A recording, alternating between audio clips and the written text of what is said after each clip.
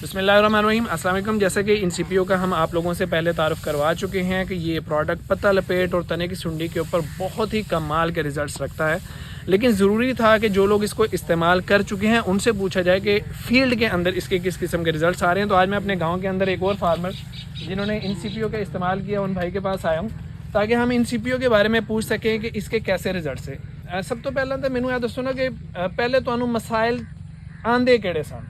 पत्ता लपेट ते तने दी सुंडी। ਇਹ ਤੁਹਾਡੇ ਦੋ ਸਭ ਤੋਂ ਵੱਡੇ ਮਸਲੇ हाँ जी, बहुत ज़्यादा मसला है। ਠੀਕ ਹੈ। ਹੁਣ ਮੈਂ ਤੁਹਾਡੀ ਫੀਲਡ ਦੇਖ ਰਿਹਾ ਤੇ ਬਿਲਕੁਲ ਸਾਫ਼ ਸੁਥਰੀ ਹੈ ਔਰ ਤੁਸੀਂ ਇਨ ਸੀਪੀਓ ਦਾ ਵੀ ਇਸਤੇਮਾਲ ਕੀਤਾ ਹੈ। ਇਨ ਸੀਪੀਓ ਦੇ ਨਾਲ ਤੁਹਾਡਾ ਤਾਰੁਫ ਕਿਸ ਤਰ੍ਹਾਂ ਹੋਇਆ ਸੀ? इन CPU ਦੇ ਨਾਲ ਇੱਥੇ ਟ੍ਰਾਇਲ ਲੱਗਿਆ ਸੀ। ਠੀਕ ਹੈ ਫਿਰ ਨਿਆ ਸਵੇਰਾ ਵਾਲੇ ਆਏ, ਮੀਟਿੰਗ ਕੀਤੀ ਉਹਨਾਂ ਨੇ। ਜੀ ਜੀ ਉਹਨਾਂ ਨੇ ਵੀ ਸਾਨੂੰ ਇਹੀ ਦੱਸਿਆ ਵੀ ਇਨ CPU ਜਿਹੜਾ ਸਪਰੇਅ ਹੈ ਨਾ ਇਹ ਤੁਸੀਂ ਕਰੋ। ਅਸੀਂ ਉਹਨਾਂ ਨੂੰ ਕਿਹਾ ਵੀ ਸਪਰੇਅ ਅੱਛਾ, ਉਹਨੇ ਕਿਹਾ ਬਹੁਤ ਅੱਛਾ। ਠੀਕ ਹੈ ਫਿਰ ਅਸੀਂ ਇਹ ਸਪਰੇਅ ਕੀਤਾ। ਠੀਕ ਹੈ ਸਪਰੇਅ ਕਰਕੇ ਤੇ ਫਿਰ ਨਾ ਪੱਤਾ ਲਪੇਟ ਪਹਿਲੇ ਬਿਲਕੁਲ ਨਾ ਪੱਤਰ ਖਾ ਗਈ ਸੀ ਸੁੰਡੀ। ਅਟੈਕ ਇੱਕ ਦਫਾ ਆ ਆ ਚੁੱਕਿਆ ਸੀ। ਚੁੱਕਿਆ ਸੀ, ਬਹੁਤ ਸਖਤ ਅਟੈਕ ਆ ਚੁੱਕਿਆ ਸੀ। ਠੀਕ ਹੈ ਅਸੀਂ ਫਿਰ ਉਹ ਸਪਰੇਅ ਕੀਤਾ ਜੀ। ਤੇ ਫਿਰ ਸਾਫ਼ ਹੋ ਗਏ ਪੱਤਰ ਬਿਲकुल। ਪੱਤਾ ਲਪੇਟ ਵੀ ਤੁਹਾਡੀ ਬਿਲਕੁਲ ਸਾਫ਼ ਹੋ ਗਈ ਔਰ ਜਿਹੜੀ ਤਨੇ ਦੀ ਸੁੰਡੀ ਤਨੇ ਹੈ। ਦੀ ਸੁੰਡੀ ਵੀ ਖਤਮ ਹੋ ਗਈ। ਅੱਛਾ, ਤੁਸੀਂ ਇਹਦੇ ਉੱਤੇ ਕਿਸੇ ਵੀ ਕਿਸਮ ਦਾ ਜ਼ਹਿਰ, ਕੋਈ ਹੋਰ ਸਪਰੇਅ ਜਾਂ ਕੋਈ ਹੋਰ ਕਿਸੇ ਵੀ ਕਿਸਮ ਦੀ ਚੀਜ਼ ਦੀ ਤੁਹਾਨੂੰ ਜ਼ਰੂਰਤ ਮਹਿਸੂਸ ਹੋਈ? ਕੋਈ ਚੀਜ਼ ਦੀ ਜ਼ਰੂਰਤ ਨਹੀਂ ਹੋਈ। ਮਤਲਬ ਸਿਰਫ ਇਨ ਸਿਰਫ ਸੀਪੀਓ ਦੇ in ਸਪਰੇਅ ਦੇ CPO ਨਾਲ ਤੁਹਾਡਾ ਸਾਰੇ ਦਾ ਸਾਰਾ ਪੱਤਾ ਲਪੇਟ ਦਾ ਔਰ ਤਨੇ ਦੀ ਸੁੰਡੀ ਦਾ ਮਸਲਾ ਹੱਲ ਹੋ ਗਿਆ। ਠੀਕ ਹੈ। ਅੱਛਾ, ਮੈਨੂੰ ਇਹ ਦੱਸੋ ਕਿ ਸਿਰਫ ਇਹਨੇ ਤਨੇ ਦੀ ਸੁੰਡੀ ਔਰ ਪੱਤਾ ਲਪੇਟ ਨੂੰ ਹੀ ਕਵਰ ਕੀਤਾ ਜਾਂ ਇਹਦੀ ਵਜ੍ਹਾ ਤੋਂ ਕੋਈ ਨਵੀਆਂ ਸ਼ਾਖਾਂ ਵੀ ਨਿਕਲੀਆਂ, ਕੋਈ ਰੰਗ ਬਿਹਤਰ ਹੋਇਆ? ਸਪਰੇਅ ਕਰਨ ਤੋਂ ਬਾਅਦ ਨਾ ਨਵੀਆਂ ਸ਼ਾਖਾਂ ਵੀ ਨਿਕਲੀਆਂ ਜੀ। ਤੇ ਪੱਤਰ ਵੀ ਸਾਫ਼ ਹੋ ਗਏ।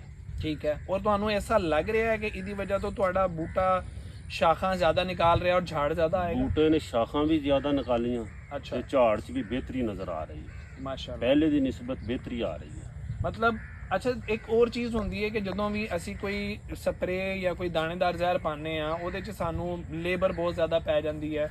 ਇਹਦਾ ਇਸਤੇਮਾਲ ਕਰਨ ਦਾ ਤਰੀਕਾ ਬਾਕੀ ਜ਼ਹਿਰਾਂ ਨਾਲੋਂ ਬਿਹਤਰ ਲੱਗਿਆ ਜਾਂ ਕੈਸਾ ਲੱਗਾ ਤੁਹਾਨੂੰ? ਬਿਹਤਰੀਨ। ਆਸਾਨ ਹੈ? ਹਾਂਜੀ, ਆਸਾਨ ਆ। ਪਹਿਲੇ ਉਹ ਮਜ਼ਦੂਰ ਨਹੀਂ ਮਿਲਦੇ ਹੈਗੇ ਹਾਂ ਜ਼ਹਿਰ ਖਿਲਾਰਨ ਵਾਸਤੇ, ਜੀ। ਤੇ ਇਹ ਫਿਰ ਪੰਪ ਦੇ ਵਿੱਚ ਪਾ ਕੇ ਨਾ ਬੜਾ ਬਿਹਤਰੀਨ ਤਰੀਕਾ ਸਾਨੂੰ ਨਾ।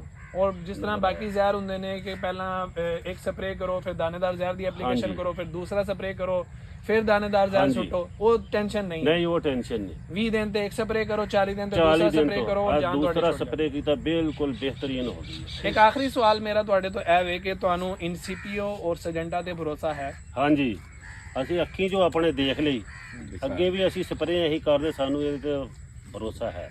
ਔਰ ਕਿਆ ਤੁਸੀਂ ਸਿਰਫ ਆਪਣੇ ਫਾਰਮ ਤੇ ਇਸਤੇਮਾਲ ਕਰੋਗੇ ਜਾਂ ਫਾਰਮਰਸ ਨੂੰ ਵੀ ਕਹੋਗੇ ਕਿ ਇਹ ਅਸੀਂ ਇਸਤੇਮਾਲ ਕਰੋ? ਫਾਰਮਰਜ਼ ਨੂੰ ਵੀ ਕਹਾਂਗੇ, ਅੱਗੇ ਵੀ ਕਹਿ ਰਹੇ ਹਾਂ ਜੀ। ਤੇ ਫਿਰ ਵੀ ਕਵਾਂਗੇ ਉਹਨਾਂ ਨੂੰ। ਚਲੋ, ਬਹੁਤ ਹਾਂ, ਸ਼ੁਕਰੀਆ ਬਹੁਤ ਸ਼ੁਕਰੀਆ। ਅਸੀਂ ਕਰ ਰਹੇ ਹਾਂ ਸਪਰੇਅ। ਜੀ, ਥੈਂਕ ਯੂ।